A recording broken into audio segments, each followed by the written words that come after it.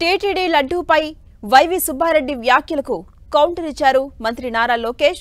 ఈ ఇష్యూలో ఏ ఒక్కరిని వదిలిపెట్టబోమని హెచ్చరించారు. కల్తీ నెయ్యి వినియోగించేది లేదని తిరుపతికొచ్చి ప్రమాణం చేయాలంటూ వైవి సుబ్బారెడ్డికి నారా లోకేష్ సవాల్ విసిరారు.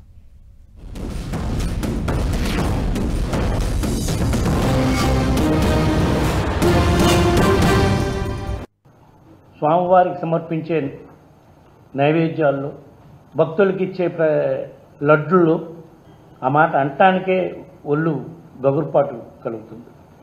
జంతువుల కొవ్వు వాడుతున్నామని మాట్లాడటం చూసిన తర్వాత నేను అప్పుడే చెప్పాను, మీరు ఏదైతే నింద మోపారో మీరు దాన్ని కట్టుబడిన పని అయితే రండి, ప్రమాణం చేసి చెప్పండి.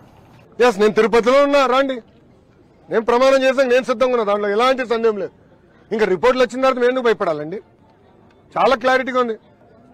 అంటే రాజకీయం చేస్తాం తప్ప పవిత్రత కాపాడుతాం మీకు తెలీదా అని సూటిగా వైవి సుబ్బారెడ్డిని నేను ఈరోజు ప్రశ్నిస్తున్నాను. అంటే ఆధారాలు ఉన్నాయి, ల్యాబ్ రిపోర్ట్లు బయట పెట్టాం, ఇంకేం కావాలి వాళ్ళకి?